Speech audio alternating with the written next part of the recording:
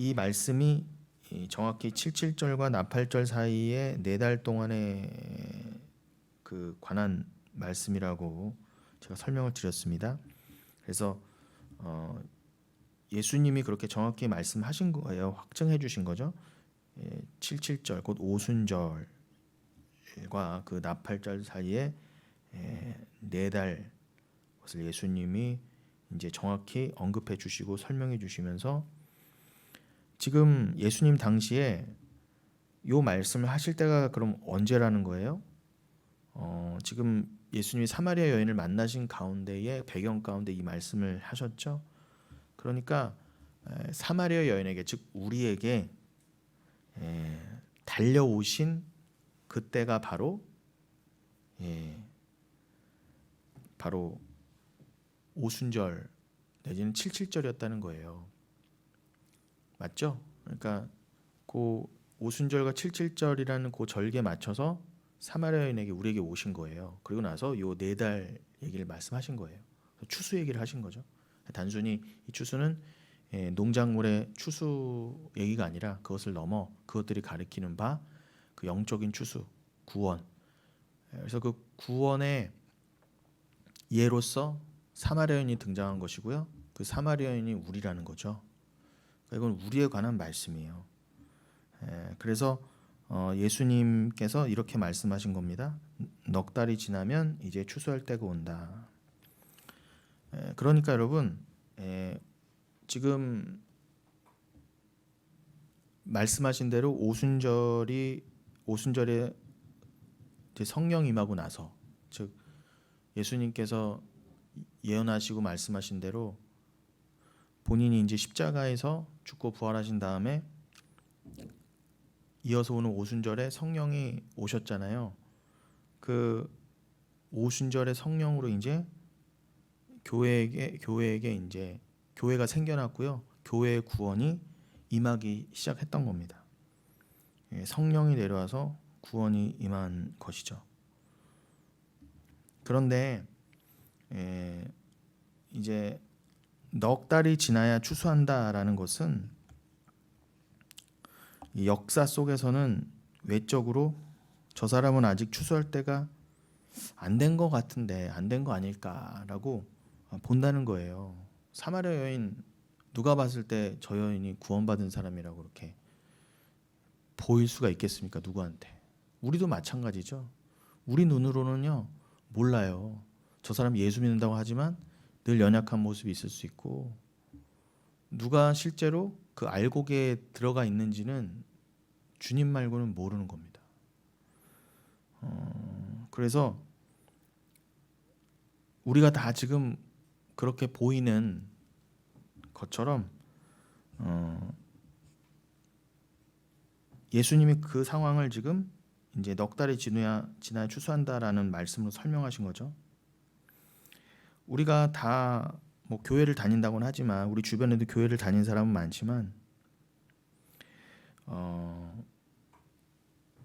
뭐 내가 예수를 믿는다고 다 교회에 나와서 앉아 있긴 하지만 그러나 어느 누가 그렇게 내가 이 정도면 추수될 만한 사람이지라고 그렇게 모습을 완벽하게 갖추고 앉아 있는 사람이 누가 있겠습니까? 아무도 없습니다. 그런데 여러분 추수는요 곧 종말을 뜻합니다. 여러분은 이 성경에 나오는 종말에 대해서 3가지로 잘 이해하셔야 돼요. 첫 번째는 이 역사가 끝나는 종말이고요. 2번째는 이제 이 인생이 끝나는 죽음입니다. 그래서 여러분이 죽으면 그걸 또 종말이라고 하는 것입니다. 그리고 3번째는 진짜 중요한 종말이 뭡니까? 여러분에게 예수가 찾아오심으로써 그 육적 자아가 죽고 새 사람으로 거듭나는 그때, 그게 바로 진짜 종말을 뜻해요. 내 옛사람이 죽은 거잖아요. 예수님이 말씀으로 찾아오셔서 내가 이제 예수를 주로 섬겨야 되겠다 라고 했을 때 그거는 내 옛사람 자아에 대해서 종말이 선포되고 실현된 거예요. 근데 내 옛사람이 죽어야 천국이잖아요. 그러니까 만세전에 나의 천국은 정해져 있다면서요.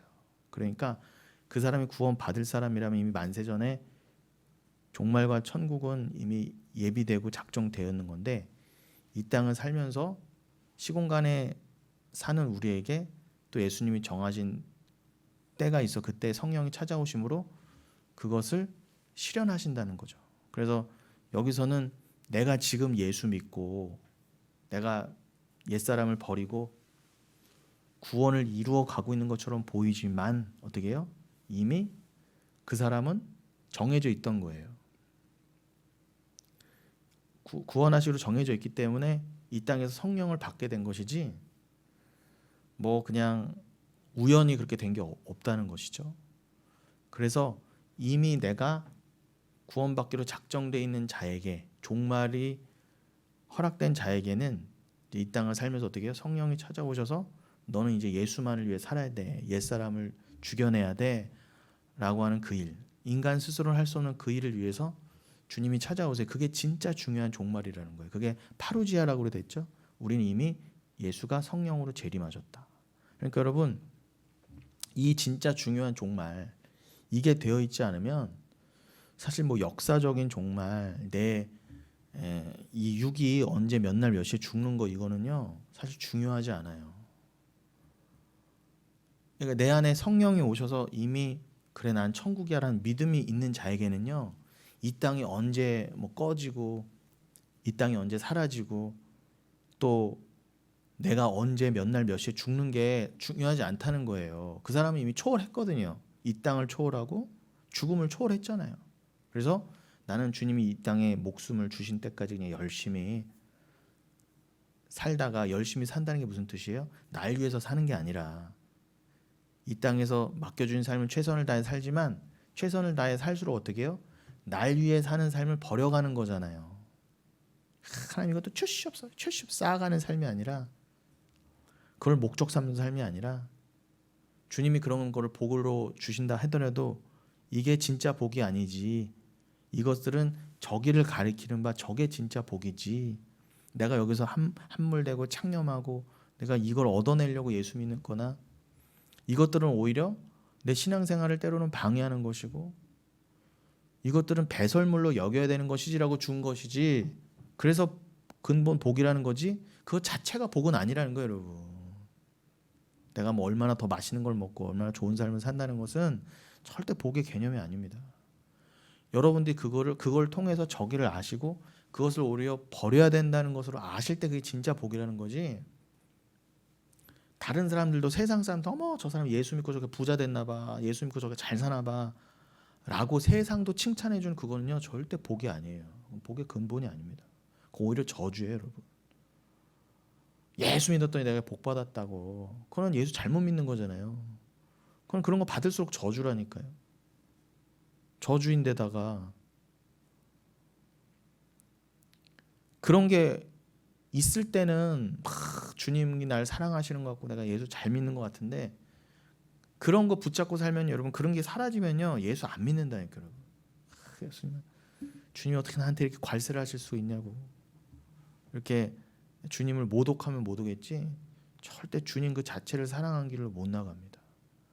그래서 우리에게 주님을 바로 알 수 있게, 바로 알 수 있도록, 바로 사랑할 수 있도록 우리에게 고난을 주시고 말씀을 바로 깨달을 수 있는 그 은혜를 주신다는 것입니다. 그래서 그것을 안 자는요 그때서야 이제 예수를 진짜 전해야 돼요. 그때서야. 어줍잖은 자기 개인 체험이나 간증, 성경에 없는 것 전하면 안 돼요. 여러분의 개인적인 체험과 간증은 성경에 없잖아요. 그거 전하시면 안 된다니까요. 그건 예수 전하는 게 아니에요. 자기가 믿는 예수 전하는 거 잘못된 예수요. 우상 전하는 거라니까요. 제가 얼마 전에 병원에 갔을 때 이제 정형외과를 갔는데, 그 꼬마 애가 한 5살 6살 때쯤 여자애가 엄마랑 같이 병원을 와서 이렇게 앉아 있더라고요. 근데 뭐 때문에 앉은지 모르겠는데 이제 그 진료실에 들어가니까 이제 선생님이 아기를 이제 좀 진료를 하고 거기에 뭐 주사도 놓고 이제 뭐 뼈나 이런 것도 이렇게 맞추다 보면 되게 아프잖아요. 뭐 그런 시술을 좀 했나 봐요. 가볍게 먼저. 아기가 자지러지는 거예요. 거의 뭐 죽는 소리, 지금 곡소리가 나요. 막 그냥 아기들 왜 아 하고 뭐 그 빽빽 소리 지르는 거 있잖아요. 너무 아마 아프다고. 근데 제가 보니까 꾀병도 좀 있어. 그러니까 그냥 무서운 거 있잖아요. 그냥 어렸을 때 저도 그랬지만 병원 가는 거 자체가 무섭고 의사 선생님 만나는 거 자체가 무섭고 병원에 그 냄새만 맡아도 긴장하고 막 그렇게 되잖아요. 그러고 나서 아기가 나왔는데 이제 엄마가 밖에 가서 애를 달래고 다시 들어왔어요. 근데 아기 그거는 이제 아직 본격적인 치료가 시작된 게 아니에요. 본격적인 치료는 남아 있어. 그러니까 들어가자, 그러니까 들어가야 된다니까. 애가 또 지레 겁먹고 막 우는 거예요. 안 들어간다고. 나 그냥 엄마 집에 간다고. 때를 쓰는 거. 엄마 나 그냥 집에 갈래. 집에 가자. 집에 가자. 아우 나 더 병원에 있기 싫다고. 근데 엄마가 억지로라도 끌고 들어갔어요. 그러니까 애가 더 소리 지르는 거예요. 병원이 떠나가라. 여러분 정말 주님이 여러분 사랑하시면요 고쳐야 돼요. 아픕니다. 근데요 그거 안 고치면 죽는 거예요. 여러분이 정말 자녀를 사랑하시면 애가 그냥 엄마 나 아파 가자고 그래서 병원 그냥 나가실 거 아니잖아요. 그건 애를 진짜 사랑하는 게 아니잖아요. 그냥 아우 그래 아프지 그냥 가자 그냥 우리. 그럼 애는요 병신 되는 거예요. 뭐 어디가 부러진 채로 그냥 있으면요. 근데 애를 살리려면 애가 자지러지든 거의 거반 죽던 끌고 들어가서요 수술을 시켜야 돼요. 뭐라도 시켜야 돼요. 주사를 놓고 뼈를 맞추고. 근데 여러분 제가 지금 모든 영혼교회를 시작하면 드리는 모든 설교는요 여러분 여러분이 저와 함께 수술실로 들어가시는 거라고 생각하시면 돼요. 쉽게 말씀드리면 제가 여러분을 정말 사랑해서 드리는 말씀들이에요. 제가 여러분 그냥 그래 아유 그러세요 권사님? 그럼 그냥 말까요? 그리고 권사님들 특히 좋으신 말씀 들으시던 말씀 익숙한 말씀 잘못 알던 거 그냥 우쭈쭈쭈쭈 하고 그냥 해드리면 저도 편해요. 뭐. 그리고 여기 교회 훨씬 더 많은 사람이 올 거고요. 뭐가 어렵습니까? 뭐 성경 공부 뭐하러 해요? 저는 성경 뭐하러 봅니까? 대충 한 구절 읽어놓고 넉 달이 지나야 이런 절기 같은 거 뭐하러 이렇게 쥐잡듯이 해요. 그냥 대충 제가 뭐 생각한 거 썰 풀듯 말씀드리고 대충 시간 때우면 됩니다. 재밌는 농담 해드리고 권사님 뭐 이런 얘기가 있더라고요. 세상 사는 얘기 좀 해드리면 돼요. 그리고 어떻게 해요? 복 받으시라고 기도 실컷 해드리고 예수피 해주면 됩니다. 그럼 간단해요. 그런데 그렇게 되면 어떻게 해요? 다 죽어요. 다 죽는 겁니다. 그러니 여러분 이미 종말이 임했다고 그러잖아요. 이미 예수님 오셨다는 건 종말의 시작이에요. 정말 어미한 거예요. 여러분이 병을 안 낳고 그냥 그 주님을 재림주를 만나잖아요. 이미 오셨지만 다시 오실 그 주님을 만나면 여러분 그건 심판주예요. 그냥 죽으셔야 돼요. 지옥 가셔야 돼요. 그냥. 근데 여기서 그 말씀에 이미 난도질을 당하셔서 수술을 받으셔야 돼요. 그래야 영원한 아픔, 난도질, 그 회한, 두려움, 슬픔, 억울함, 그 후회 영원토록 그거 여러분 감당하실 수 있으세요? 저는 못해요.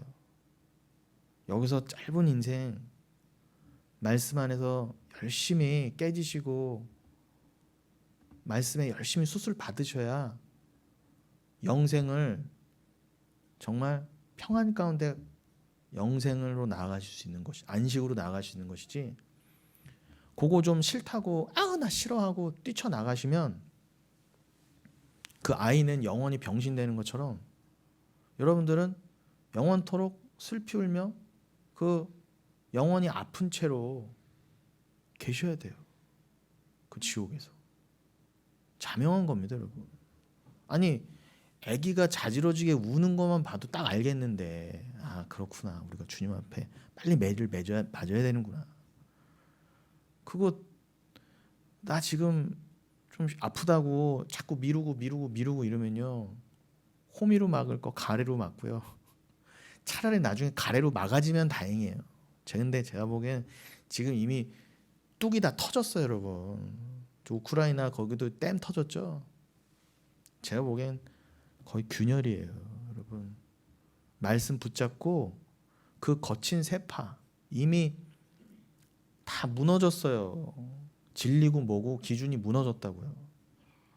어디 한 군데 제대로 주의 말씀이 신본주의로 온전히 전파되는 곳이 거의 없어요. 여러분들이 말씀 붙들고 사셔야 돼요.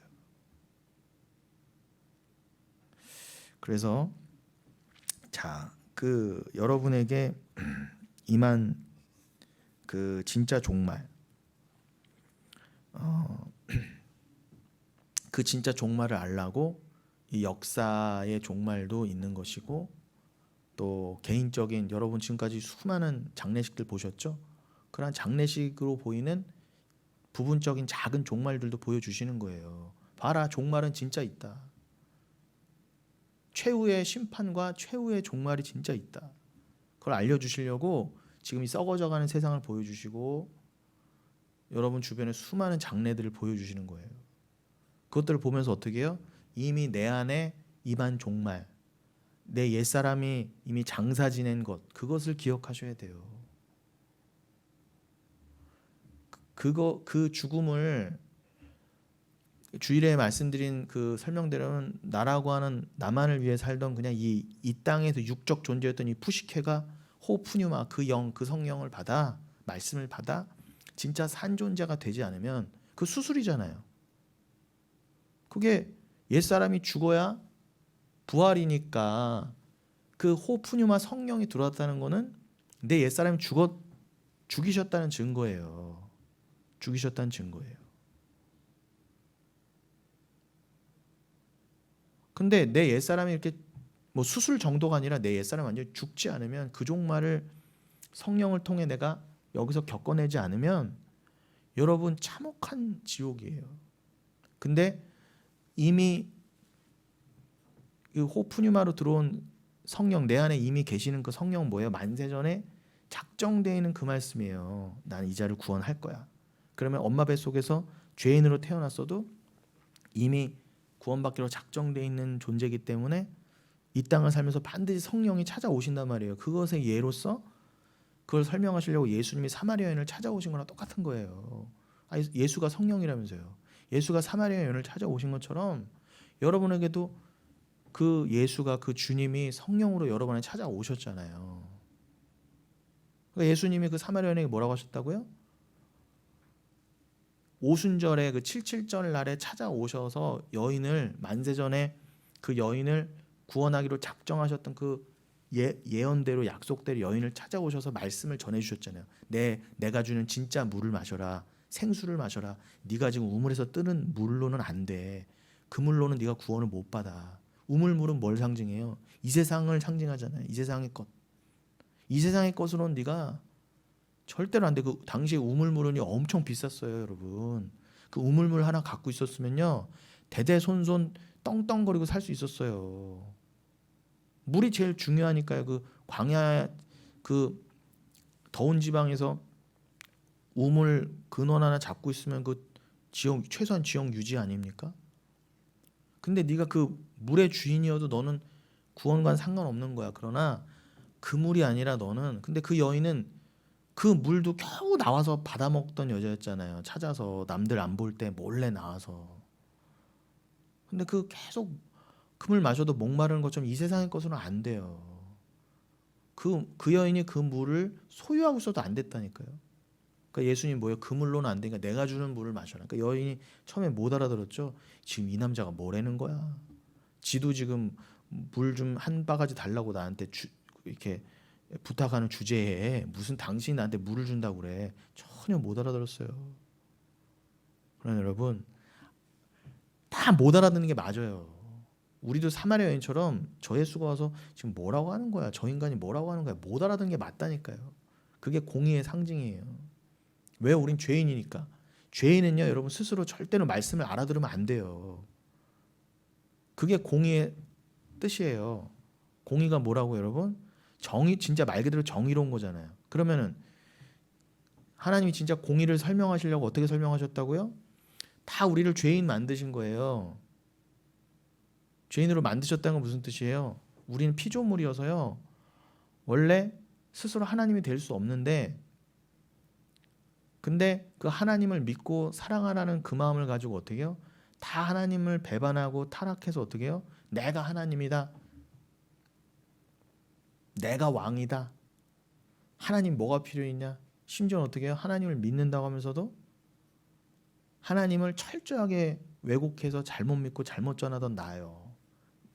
그냥 날 위해서 소원이나 빌어주는 그 하나님이면 됐지 뭐가 필요해. 아유, 그러면 장땡이지 뭐. 기독교 뭐 딴 거 있어? 그냥 내가 소원 열심히 빌면은 내가 소원 빈 대로 열심히 갖다 주는 그 하나님이면 되는 거지. 그게 내 중심으로 믿던 가장 못된 죄였잖아요. 근데 원래는요, 아무도 그 하나님을 못 알아보고 못 알아듣는 게 맞아요. 이사야한테도 말씀하셨잖아요. 그게 공이라고요. 죄인이기 때문에 절대 스스로 하나님을 못 알아봐요. 그게 죄인이어서 그래요. 그게 공이에요. 그러니까 하나님 측에서는 어떻게 해요? 그냥 죄인인 주제에 네가 열심히 했다, 뭐 착하다 이런 걸로 해서 좀 봐줄게 해서 슥 하고 그냥 네가 하나님을 아는구나라고 대강 그렇게 여겨주실 수는 없다는 거예요. 인간이 너가 이렇게 잘났어? 네가 그렇게 뭔가를 많이 했어? 그 죄인인데 공의의 하나님이 어물쩡 그냥 그래 하고 넘어가실 수는 없어요. 그게 공의의 하나님인 거예요. 그래서 한 명도 스스로 천국할 수 없는 거예요. 죄의 삭은 사망이라. 다 죄인이기 때문에 절대로 스스로 공로로 그 죄를 스스로 용서받아 하나님께 나 이렇게 잘했죠라고 인정받아서 천국 갈 수 없다는 그게 공이라는 거예요, 여러분. 나는 죄를 그런 식으로 용서하지 않고 인간이 그런 식으로 행위로 한다고 해서 내가 원하는 수준의 그 의를 갖출 수 없어. 근데 내가 원하는 수준의 의를 갖추지도 않았는데 내가 그냥 눈 감고 어물쩍 넘어갈 수 없어요. 그게 하나님이세요. 그래서 어떻게 해요? 십자가에 자기 아들 못 박아 죽이신 거예요. 철저하신 분이니까 아들까지 죽이셨다고요. 여러분의 죄를 위해서요. 그냥 어물쩍 넘어가실 거면 자기 아들을 뭐하러 죽이십니까? 그런데 그 공의에 맞추어서 은혜를 베푸시고자 그래서 십자가가 공의와 은혜가 만나는 거예요. 그 죄인은 다 죽어야 된다고 하는 공의. 왜 죽어요? 죄인이요. 못 알아듣고 못 알아보니까 죽는 거예요. 하나님을 모르니까 지옥 가는 거라고요. 그게 공의의 심판의 결과예요. 그런데 누군가는 만세전에 반드시 구원하기로 작정하셨기 때문에 그 구원의 주권이 인간에게 없잖아요. 하나님은 한 번도 구원의 주권을 인간 측에 넘겨주신 적이 없어요. 그래서 이사야서에서 뭐라고 그래요? 하나님이 내 영광은 내 거다 그러잖아요. 내 영광은 한 명도 누구한테 나눠준 적이 없다 그러잖아요. 그 말이 뭐예요? 누군가에게 그 영광을 나눠줬으면 누군가는 내가 잘나서 내가 스스로 구원했어요라고 그런 사람이 있을 거 아니에요. 그럼 영광은 온전히 하나님께 아니에요. 왜요? 영광이 인간에게도 옮겨갔거든요. 저 인간은 자기가 잘났다고 내가 이렇게 의를 갖추어서 하나님 앞에 잘난 사람을 낳아서 구원을 받았다고 그래요. 그러면은 영광은 온전히 하나님께 아니에요. 영광은 그 사람한테 이미 나눠진 거예요. 근데 하나님은 한 번도 영광을 그런 식으로 나누신 적이 없다 그러고 앞으로도 영원히 나눌 수 없다 그러세요. 영광은 온전히 내 거라 그러세요. 인간께 아니에요. 근데 오늘날은 뭐예요? 다 영광 도둑질하고 있잖아요. 내가 스스로 구원한대요. 자기를. 내가 이 땅에서 잘 살아서 내가 우상도 섬겨서 이신도 믿고 저신도 믿어서 내가 구원에 이르겠다. 그게 다 하나님 앞에 진짜 못된 죄인인 거예요. 여러분 다른 종교인들 보세요. 얼마나 착하게 사는지 몰라요. 담배 꽁초 하나, 담배 자체를 안 피는데 뭐 착하게 살고요. 구제하고요. 근데도 왜 하나님이 그걸 다 실패라고 그러셨어요? 그걸로는 구원이 아니라는 거예요. 열심히 남들도 다 하는 거 우리도 당연히 도와주고 해야죠. 근데 그게 우리의 자랑이 되어서는 안 돼요. 그건 우리의 구원과 하등 관계가 없어요. 근데 심지어 교회 안에서조차 그런 걸 독려해요. 다른 종교랑 똑같이 간다는 거예요. 그 자리에 여러분 영광을 서로 나눠 먹고 있는 그 자리에 온전한 예수 피가 드러나요, 안 드러나요? 안 드러난다니까요. 다른 종교랑 똑같이 가는 기독교 그 모습에 아무리 아유 당신 착하네요, 당신 사랑받게 태어났네요, 잘했네요, 서로 칭찬해주고 영광 논아맞긴 있어도 거기에 온전한 하나님의 은혜, 십자가 그 보혈은 증거되지 않고 설 자리가 없어요. 인간의 영광이 커질수록 예수 그리스도의 그 아들의 죽으심은 밀려난다니까 여러분. 그러니까 온전한 공의가 선포가 되고 온전한 우리가 죄인이라는 게 선포가 돼야 우린 진짜 죽을 수밖에 없구나, 답이 없구나, 뭘 해도 안 되는구나를 알아야, 우리 측에서는 어떤 방법도 없구나가 나와야 그래서 예수가 필요하구나를 알죠. 그래서 예수구나로 가게 하시기 위해서 우리를 공의 가운데 또 다스리시는 거예요. 그래서 내가 아들 죽였다예요. 내가 내 아들 안 죽였으면 너희를 한 명도 못 살아남는다. 그래서 유월절 때도 어떻게 해요? 출애굽 때? 피 안에 있는 자만 건지신 거예요. 피 안에 있는 자만.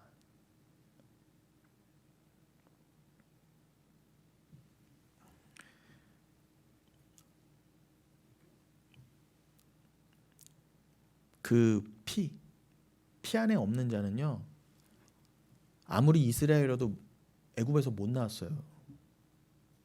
그러나 나중에 수많은 잡족이 같이 나왔죠.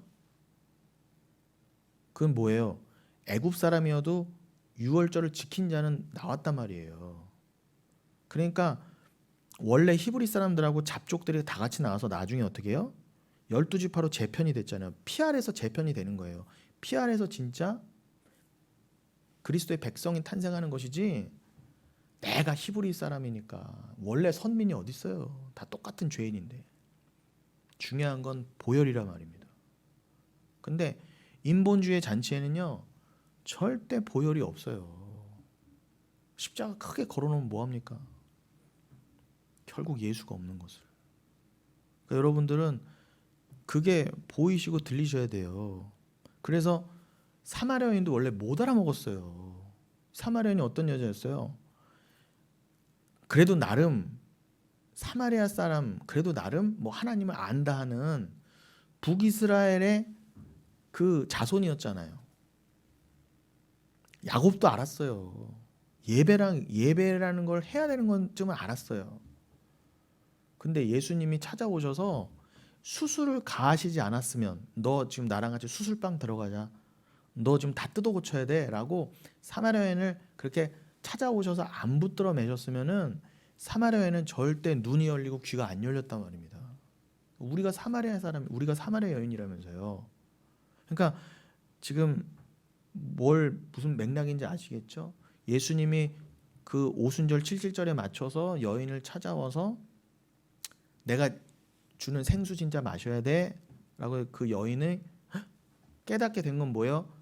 만세 전에 그 여인이 구원받기로 작정되기 때문에 예수님이 그때 딱 찾아오셔서 여인의 눈을 열어주시고 귀를 열어주신 거예요. 어머, 그래서 이가 그리스도구나, 이가 메시아구나. 그래서 예배드리게 됐잖아요. 사마리아 여인이요. 옛사람이 죽어나가기 시작했잖아요. 내 옛 모습도 버리고 내 옛 우상 숭배, 자아를 숭배하던 것도 버려가기 시작했잖아요. 영혼 가운데는 이미 구원받은 거지만 이 역사 가운데는요, 그 사마리아 여인은 이제부터 시작인 것처럼 보일 뿐인 거예요. 여러분, 그 사마리아 여인이 그 6번째 남자랑 동거하고 그렇게 부끄럽게 살던 그 여자가 하루아침에 삶이 바뀌었겠어요? 예수 믿었다고 다음 날부터 그렇게 뭐 삶이 얼마나 깨끗해지고 도덕적이고 윤리적으로 됐겠어요? 그 여자가요. 뭐 욕 한마디도 안 하고 바로 예수님 만난 때부터 뭐 미움도 없고 그냥 음란한 짓도 안 하고 뭐 그렇게 빌어먹던 짓도 안 하고 그 여자가 바로 변했겠어요? 완벽하게? 그렇지 않다니까요. 우리도 그렇잖아요. 근데 왜 그런 모습을 남겨주실까요? 니들이 어떤 상황에서 구원받는가를 늘 기억하라는 거예요. 그렇게 안 되는 우리를 보면서요. 그래서 늘 예수를 의지하라는 거예요. 내 공로가 아니구나. 야, 나를 의지하면 절대 안 되는구나. 나 의지하면요. 그 꼬마애가 병원 피해간 것처럼 우리는 늘 편한 걸 좋아하고 심판을 싫어한단 말이에요. 도망간단 말이에요. 우리는 늘 말씀 앞에서요. 근데 주님이 우리를 묶어서 그냥 데려가시는 거예요. 그거 아시라는 거예요, 여러분. 그러니까 날마다 넘어지게 하시는 거예요. 내가 좀 이렇게 변했다, 내가 좀 잘났다, 그거 알량하게 드러내서 네 자랑으로 가라는 게 아니에요. 그래서 죽는 그 순간까지 우리는 예수를 의지할 수밖에 없어요. 다윗도 그랬고 모세도 그랬고 다 그랬어요. 야곱도 그랬고요. 그 잘난 위인들도요. 아브라함은 물론이고요. 여러분들은 그럼 어떻게 가야 되겠습니까? 어줍지 않은 성화론에 갇히지 마시고, 물론 최선을 다해서 어떻게 변화된 삶이 안 나와요. 어떻게 예수를 믿기 시작했는데 늘 사기치고 남 등쳐먹고 늘 욕하고 어떻게 그런 삶이, 늘 술 먹고 그런 모습 어떻게 늘 나오겠어요. 당연히 변화가 있죠. 그러나 그 변화 자체가 기독교의 목적은 아니라는 거예요, 여러분. 그거는 자연스럽게 따라 나와야 되는 거고요. 또 나오다가 안 나올 때도 있어요. 그러나 중요한 건 뭐예요? 내가 구원 받았다가 진짜 중요한 거예요. 그 믿음이요. 그걸 알면은 조금 넘어지고 좀 실수해도요, 주님 더 믿고 담대할 수 있어요. 남 함부로 정죄할 수 없어요. 내가 오늘 넘어졌는데 누굴 정죄합니까? 저 인간 저거 바람핀 인간, 저 동성애자, 그럴 수 없어요. 내가 진짜 바람핀 자고 내가 진짜 못된 자였는데요. 그거는 뭐 제가 몇 번 말씀드렸고. 그러니까 지금 이 예수님이 그렇게 오순절에 맞춰서 딱 찾아오셔서 여인의 마음을 싹 여신 것처럼 예언하신 거예요. 우리도 사마리아 여인이라면서, 우리도 영적인 사마리아 여인. 그럼 너희도 예수님이 죽고 부활하시고 난 다음에 그 오순절에, 그 사도행전 2장에서 우리가 늘 봤던 그 신약의 오순절, 말 그대로 진짜 신약의 오순절, 예수님이 죽고 부활하시고 나서 나오는 첫 신약의 첫 진짜 오순절 때, 그때 이런 사마리아 여인에게 보여줬던 그러한 일들이 내가 택한 백성들, 여러분의 너희들에게도 있게 될 거야를 예언하신 거예요. 그래서 그 사도행전 2장부터 드디어 교회가 등장하고요. 이제 교회가 생기기 시작한 거예요. 영흥교회처럼 그런 모토, 영흥교회 모토 되는 그런 교회들이 나온 거고요.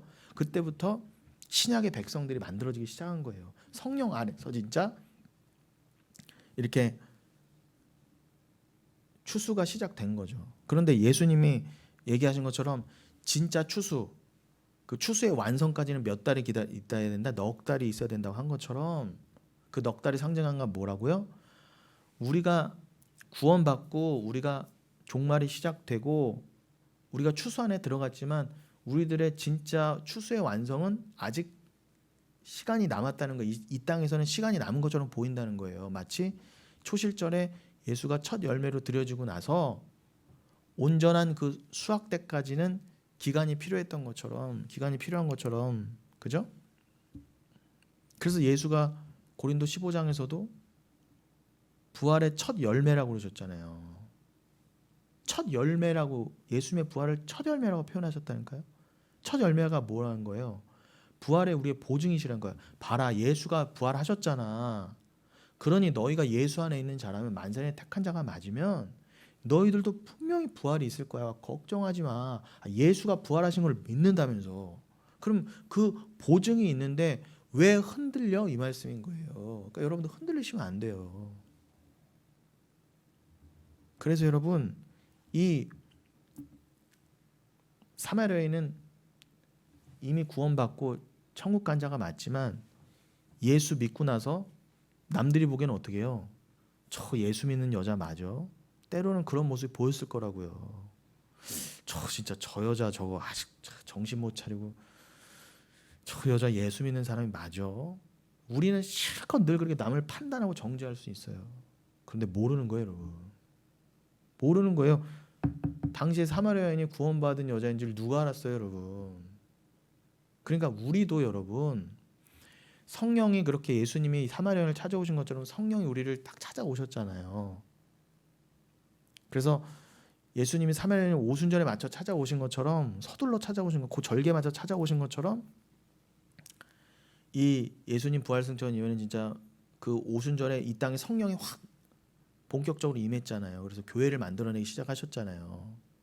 그러니까 우리는 이미 그 오신 성령 안에서 우리도 지금 다 뭐 지금 우리가 뭐 각자의 태어난 출생 연도에 뭐 한국에서 태어났지만 결국은 다 만세전 어떻게 해요?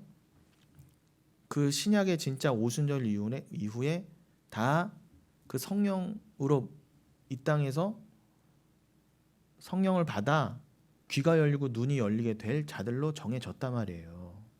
그러니까 우리는 여러분 다 그 오순절 안에 들어가 있는 자들이에요. 이해가 되시죠?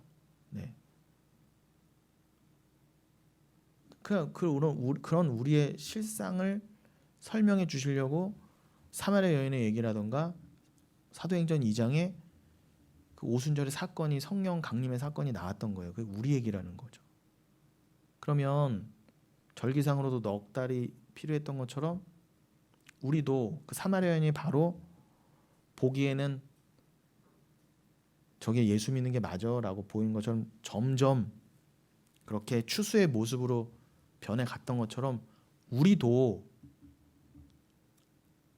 예수를 믿지만 그 완성을 향해서 이미 얻은 그 완성을 향해서 가는 중이기 때문에 추수되어져가는 그 알곡으로 지어져가는 모습으로 보일 뿐이지 이미 뭐예요? 알곡으로 됐다 해요. 요게 종말론이에요. 요게 헷갈리시면 안 돼요. 그래서 여러분에게 여러분이 정말 구원받은 자가 맞다는 걸 알려주시려고 그 예수가 여러분에게 파루지아 성령으로 임하신 거예요. 그래서 여러분 또한 우리가 신앙생활을 통해 하나님을 만나면 배우는 것이 바로 그러한 내용들인과 동시에 하나님의 때에 주님이 오셔서 하나님 나라를 그냥 침노시켜 버리시는 거예요. 자, 우리에게 주님이 파루지아 임하셨다는 건 또 다른 의미로 뭐라고요? 그 하나님 나라가 예수가 갖고 오신 그 하나님 나라가 예수라고 하는 그 하나님 나라 자체가 내 안에 침노되어 들어왔다는 거예요. 나는 그냥 이 땅을 위해서 이 눈에 보이는 이 나라, 이 세상 여기서 그냥 여기가 좋사오니 여기를 위해서 살고 예수도 여기를 위해 믿었어요. 비나이다 예수도 이 땅을 위해 믿었단 말입니다. 그랬던 나. 왜 그랬어요? 나라고 하는 왕이 이 세상에서 나의 나라를 구축하고 내가 왕 되려고 했던 거잖아요. 맞죠, 여러분? 다 각자가 우리가 왕이었잖아요. 하나님이 진짜 왕이신데도 불구하고 아니야, 내가 왕이야. 내가 이 눈에 보이는 이 해 아래에서 될 수 있는 한 땅을 많이 먹고 돈도 많이 벌고 내가 여기서 확장해서 내가 왕이 돼서 내 나라를 구축해 볼 거야. 그래서 다 자기 이름 걸고 자기 성을 쌓는 자들이잖아. 다 여긴 다 죄인의 나라예요. 그래서 여긴 다 절망이라는 거예요. 여긴 다 각자 그 경쟁하잖아요. 내가 더 잘났다. 내가 더 잘났다. 내가 왕이다. 내가 왕이다. 내가 복받았다. 내가 복받았다. 결국은 뭐예요? 다 자기가 자기를 왕 삼고 자기 나라를 다 세웠단 말이에요. 그게 다 각자 바벨탑을 쌓은 거잖아요. 그랬던 내가 나라고 하는 나라를 인생을 나라고 한 나라로 그 인생을 세워가면서 내가 그 나라의 주인이 돼 있어서 내가 왕이었어요. 근데 그 나라에 하나님 나라가 침공에 들어오는 거예요.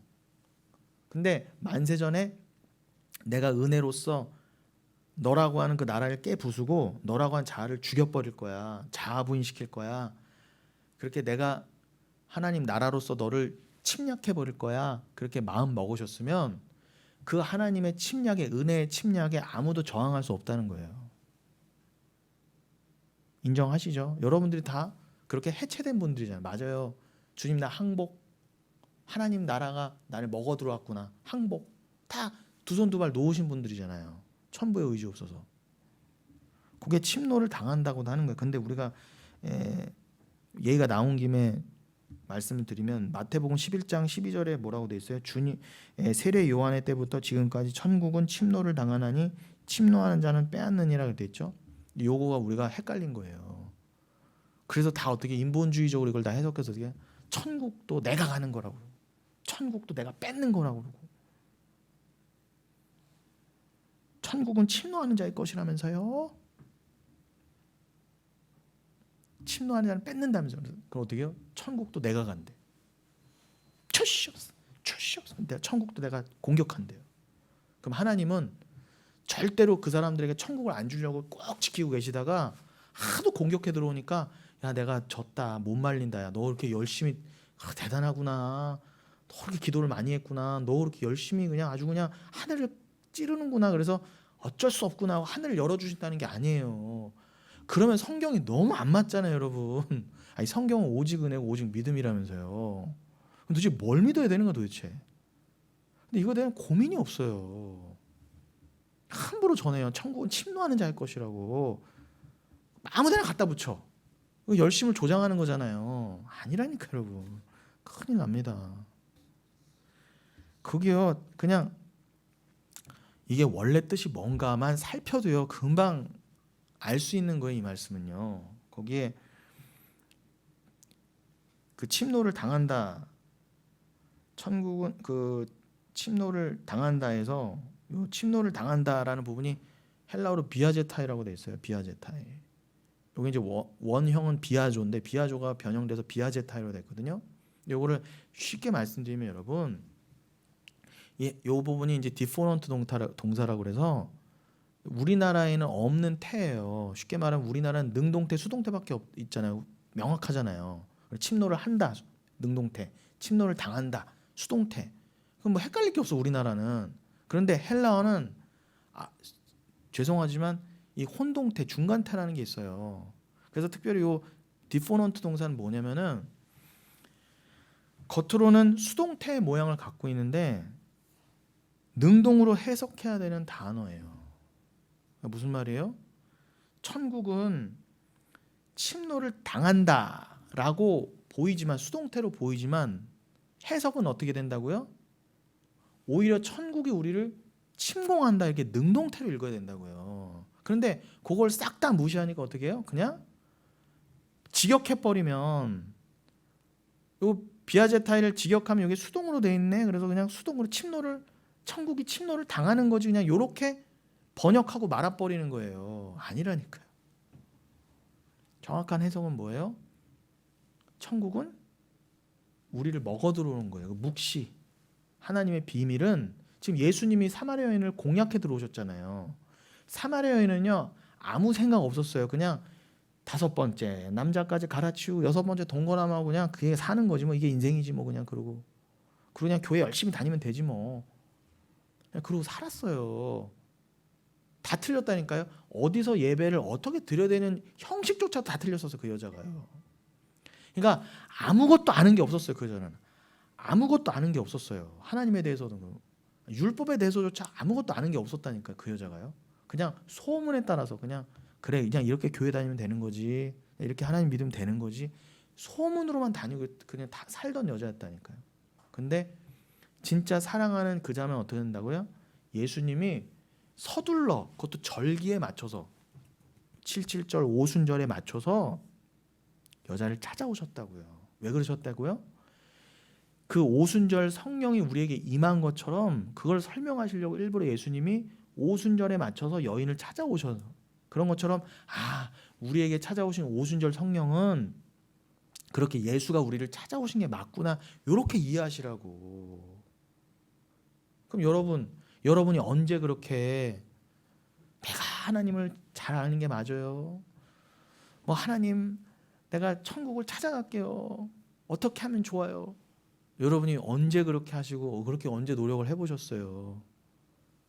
그냥 죄인으로 살면서 하나님을 잘못 믿는데 어느 날 성령이 그 예수가 여러분을 찾아오셔서 침노에 들어오는 거예요. 예수님과 전혀 관계없는 삶을 사는 사람에게 찾아오셔서 그럴 때 고난이 동원될 때도 있어요. 많잖아요, 여러분. 잘 내 뜻대로 잘 살다가 말도 안 되는 상황을 경험해 보시고 예수 믿으시는 분들 많죠. 그러니까 그게 예수님에게 또 찾아오시는 방법이에요. 안 그러면 예수를 안 믿거든요. 사마리아 여인 그렇게 예수님을 사마리아 여인이 찾아간 게 아니라 예수라는 사람이 있다는데 어디 있는 거야. 물동이도 집어 던지고 여자가 배낭 메고 예수님 찾아 나선 게 아니라 그냥 여자는 그냥 살고 있었어요, 그 동네에. 근데 예수님이 급하게 찾아오신 거예요, 거기에 맞춰서. 여러분도 마찬가지입니다. 천국은 그 예수는 우리가 침략해 들어가는 게 아니라 내 열심으로 그 예수는 나를 침략해 오셔야 되는 거예요. 나를 먹어 오셔야 되는 거예요, 먹으러. 말씀이 나를 먹으러 오셔야 되는 거예요. 그러면 그 예수가 나를 침략해 오면, 말씀이 나를 침공해 오면, 그 나라가 나를 침노해 오면은 나는 저항할 수 없어요. 그냥 성문 다 열고 바벨탑 무너지는 거예요. 그 바벨탑은 뭐예요? 나라고 하는 자아가 무너지게 돼 있다고요. 주님 맞습니다. 오직 은혜죠. 그렇게. 그러니까 여러분 천국은 그렇게 그 병원의 그 아기처럼 싫어, 엄마 싫어, 주님이 싫어요. 예수 믿으면 고난을 통과해야 된다고요? 그런 거 싫어요. 자기 부인 필요 없어요. 라고 하더라도 정말 사랑하는 자는 어떻게 해요? 뚫고 들어오시는 그냥 그 엄마가 애를 붙들어 매고 그냥 그 진료실 안으로 그냥 들어간 것처럼 여러분은 거부하더라도 하나님이 하실 거예요. 걱정하지 마세요. 그리고 그때부터 나의 옛사람을 망해가는 것입니다. 그 망해가는 과정에서 여러분들이 좀 어떨 때는 줄일 때도 있고 피곤할 때도 있고 쪽팔릴 때도 있고 창피할 때도 있고 아플 때도 있어요. 설명할 수 없는 일이 일어날 수도 있어요. 그걸 다 여러분 인정하자는 거예요. 그러나 중요한 건 뭐예요? 그 뜻을 다 알 수 없어도 진짜 중요한 건 뭐예요? 이건 나를 진짜 살리시기 위함이구나는 아시잖아요. 깨닫게 되잖아요. 그래서 이 구원에 대해서 선명하게 여러분은 알아가시게 되는 거예요. 그래서 그 예수님의 그 역사에 여러분들을 그냥 맡겨 가시면 되고요. 맡겨 가시게 될 거예요. 자, 말씀을 마무리하겠습니다. 그래서